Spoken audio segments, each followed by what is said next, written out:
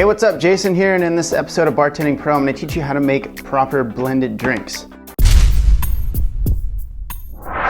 Now, blended or frozen drinks just means that the cocktail, instead of being made on the rocks or built into a glass, is blended in the blender and then consumed that way. Now, the tricky thing with blended drinks is that it's hard to kind of get that consistency right. If you have too much ice, it's going to be too chunky, right? More like a snow cone, which that's not what people want. People want a nice smoothie-like consistency. And if there's too much liquids, then it's gonna be too thin and too watery. So this is one of those things that you'll kind of have to just sort of play with a little bit to figure it out. But once you get it, it's pretty simple. Now, the easiest way to do this is to be a little bit light if you need to on your mixes, because if you have too much liquids in there, then you need to add more ice. So therefore you have too much mix and too much ice, and the drink is gonna taste watered down.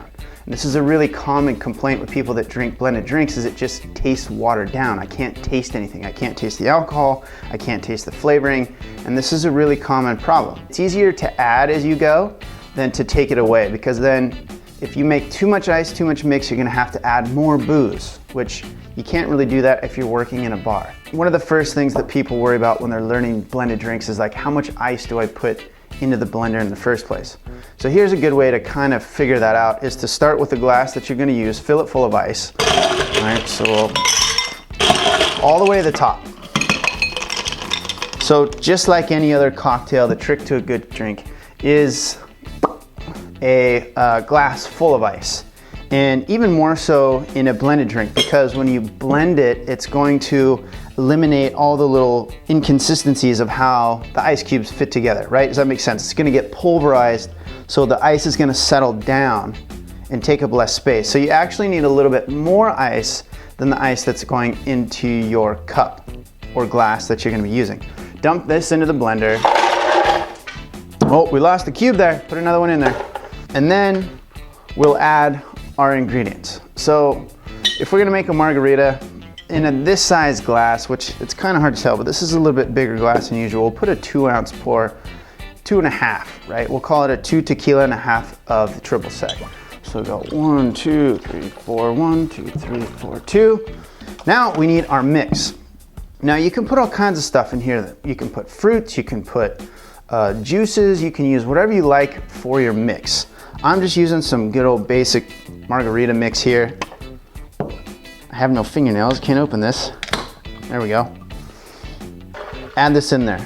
Now, you're gonna wanna start with the ice being above the line of your fluids, right? Does that make sense? So you can see where the line of the fluids are, and then there's ice coming up above that.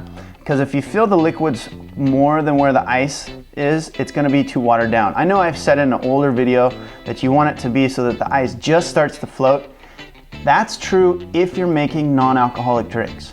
If you're making non-alcoholic drinks, you do need more mix. However, if you are gonna put alcohol in these, which generally that's the point of making these if you're working in a bar, you wanna have a little less. And the reason that you do that is because the alcohol will actually melt the ice, especially once it's blended. So we need a little more structure from the ice, we'll say. Okay, so just below, I'll put this on there. Now this is a pretty heavy duty blender. Side note, these things will kind of jump off of here. So you don't want to just put it on there, turn it on and walk away. You want to keep your hand on top of the blender, turn it on, and then once it's going, then you can kind of step away. Now you don't need to stand there for a long time, just to like a second or two to get it going, so that you don't turn it on and have the thing jump off the damn blender and spill all over the place, make a big mess. Not very cool. Okay, so throw it on there, turn it on, and it's going. You can step away.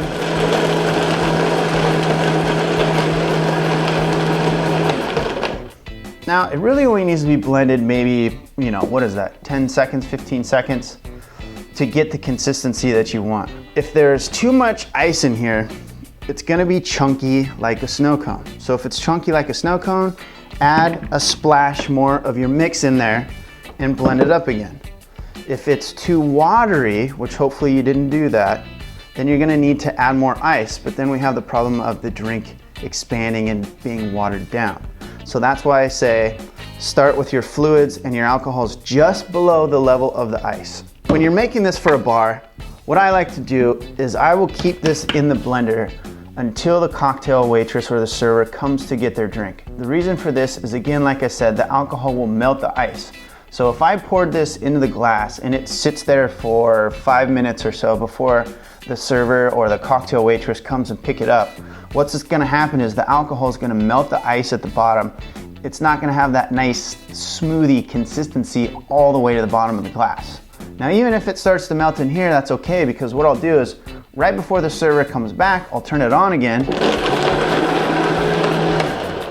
just for a few seconds, and then it kind of mixes everything back up again so that when I pour it into the glass,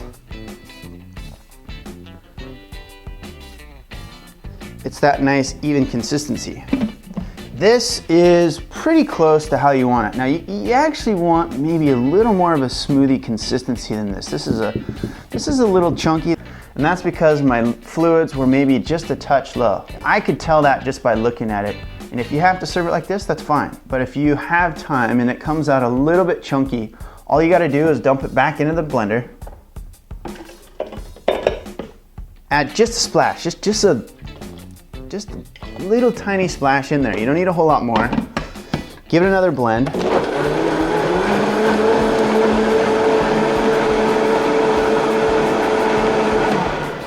Now that we've got a little more mix into that, and we give it another blend, there it is. There's a nice, even consistency. Then we take our garnish. I've been on a lemon kick lately on my margaritas, and truth be told, I'm just out of limes right now, so I'm gonna use a lemon anyway. And there you go. There's a nice, even consistency on a blended drink. Now initially, this is a good way to do it, where you can put the ice into the glass, add a few extra cubes, and dump it in the blender. Eventually, you'll just be able to take ice, and you'll know where it needs to be in the blender to be able to make a cocktail. You'll be able to go, okay, I know that that's roughly the ice that I need. Pour the alcohol and your ingredients and give it a blend. So I don't know if you can see that. See how that's starting to melt down at the bottom? That's what happens if you leave it too long. That's why if you're working in a bar, you don't want to pour this until right before the cocktail waitress or the server or whoever is going to take this to the customer. That tastes pretty damn good to me. Give that a squeeze, mix that in there. Not really a blended drink guy, just because, I don't know, never really have been. But they are damn enjoyable, especially on these hot summer days. Okay, so there you go. There is the blended drinks. Hopefully that all made sense. If you have any questions, leave them in the comments below. That's it for this episode.